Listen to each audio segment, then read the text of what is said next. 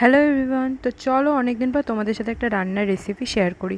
তো আমি সেরকম কোনো রান্না পারি না, যতটুকু পারি সেটাই তোমাদের সাথে শেয়ার করছি। তো প্রথমেই আমি চিড়ের কৌটোটাকে নিয়ে নিলাম, আর পরিমাণ মতো যতটুকু লাগবে ততটুকু নিয়ে নিলাম। নেওয়া হয়ে গেলে একটা আলু আর কয়েকটা কাঁচা লঙ্কা নিয়ে নিলাম, নিয়ে ভালো করে সেগুলোকে চোচা ছাড়িয়ে ছিলে নিলাম। ছেলা হয়ে গেলে রান্নাঘরে এসে জল দিয়ে সেগুলোকে ভিজিয়ে রাখলাম। আর যেহেতু ঘরে এমনি অন করব, তাই এই জানলাটাকে ভালোভাবে লাগিয়ে নিচ্ছিলাম। আর আজকে এতটাই হাওয়া যে জানলাটা কিছুতেই লাগছে না। তারপর ফাইনালি জানলা লাগানো হয়ে গেলে আমি চিমনিটা অন করে দিলাম।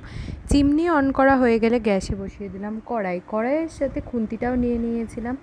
তারপর গ্যাসটা জ্বালিয়ে দিলাম। গ্যাস জ্বালানো হয়ে গেলে একটা কৌটো থেকে আমি কিছুটা পরিমাণ বাদাম নিয়ে নিলাম। বাদাম নিয়ে কড়াইতে তেল দিয়ে দিলাম। সাদা তেল দিয়ে তেলটা একটু গরম হোক ততক্ষণে আমি লবণ আর হলুদটা নিয়ে নিয়েছিলাম। আর এখানে চিড়েটাকে জল দিয়ে ভেজাচ্ছিলাম, কিন্তু বেশিক্ষণ জলে ভিজিয়ে রাখিনি, কারণ বেশিক্ষণ জলে ভিজিয়ে রাখলে একদমই নরম হয়ে যাবে আর তখন একদমই ভালো লাগবে না। তো আমি জল দেওয়ার সঙ্গে সঙ্গে ভালো করে ধুয়ে জলটাকে ফেলে দিয়েছিলাম। তারপর কড়াইয়ে তেল গরম হয়ে গেলে সেই বাদামগুলো দিয়ে দিয়েছিলাম, লাল লাল করে ভেজে তুলে রেখেছিলাম। আর তারপর এই কেটে রাখা আলু আর লঙ্কাগুলো ভাজতে তুলে দিয়েছিলাম। তারপর লাল লাল করে আমি ভেজে নিয়েছিলাম।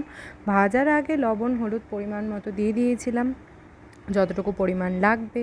তারপর আশেপাশে তাকাতেই দেখতে পাই আরও একটা কড়াইয়ে কী যেন ঢাকা আছে। তো সেই ঢাকাটা তুলে দেখি এখানে আমের আচার, আর আজকে ঠাম্মি আমের আচার বানিয়েছিল।